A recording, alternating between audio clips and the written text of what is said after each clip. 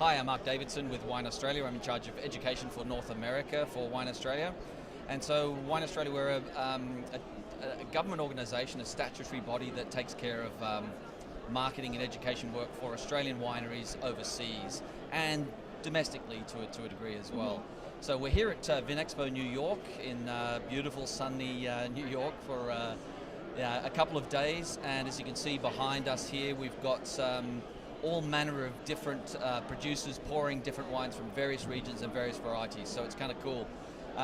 We're also doing a couple of seminars which I've been conducting, and we get asked a lot of questions about what it is that makes Australia unique, and I think there are a lot of things, but I usually bring it down to a couple of major things, one of which is the soils in Australia are very old. We are ancient soils, and people talk about old world and new world, but geologically speaking, Australia is categorically old world with some of the oldest geology dating back 500 to 600 million years. Some of the oldest geological formations you can find anywhere on the planet actually exist in Australia.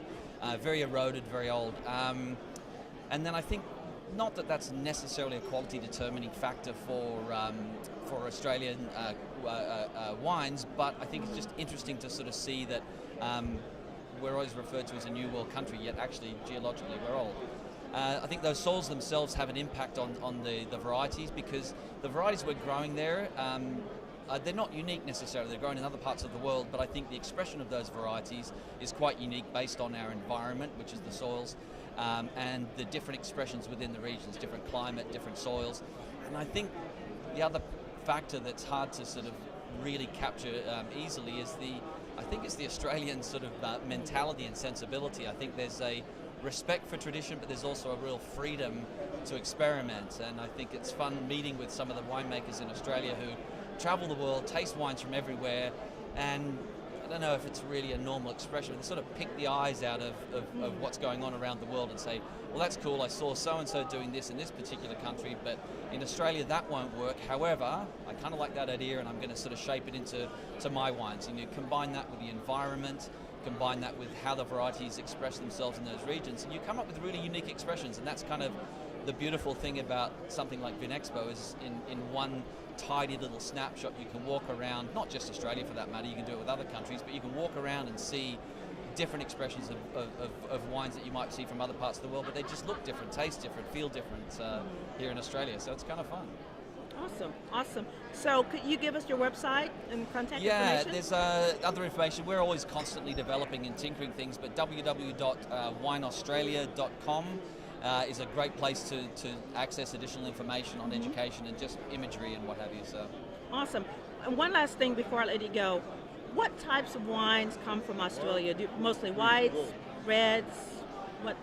Could you give us a little synopsis about the types of wines? Yeah, I think it's really interesting because people always say, what's one thing that Australia does well? And my answer is, I don't know. What does France do well? There's no such thing as one thing Australia does well. People might think of, say, Shiraz or Chardonnay, but I think we're quite lucky, because if you get access to seeing what's really across the entire countryside, all manner of different wine styles exist. In the cool climate areas, you've got fantastic sparkling wine made in the traditional method, light-bodied white wines, through to full-bodied white wines, light juicy reds, full-bodied red wines, fortified wines, dessert wines. So really, you can spend most of your life working your way through different styles of Australian wine and never be bored.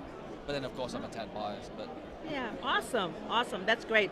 Well, thank you so much. I really appreciate you and the information that you have departed on us. Tomorrow is a seminar, correct? You're doing a seminar tomorrow? We did an old wine seminar today on rare and distinguished Barossa wines, and then tomorrow it's the seminar is titled Cabernet Coast to Coast. So what we're looking at is all the great regions in Australia that grow Cabernet. So to the point earlier, we can actually see across the country how Cabernet expresses itself in the different regions, and as an overview, how Cabernet looks in Australia, which is quite different from Bordeaux or Napa Valley. So it's kind of cool. That's awesome. Well, I look forward to seeing you there tomorrow and learning a whole bunch. Great. All right, thank you so much. Thank you. Peggy Dotson, Wine Expo here in New York City. I'll be right back.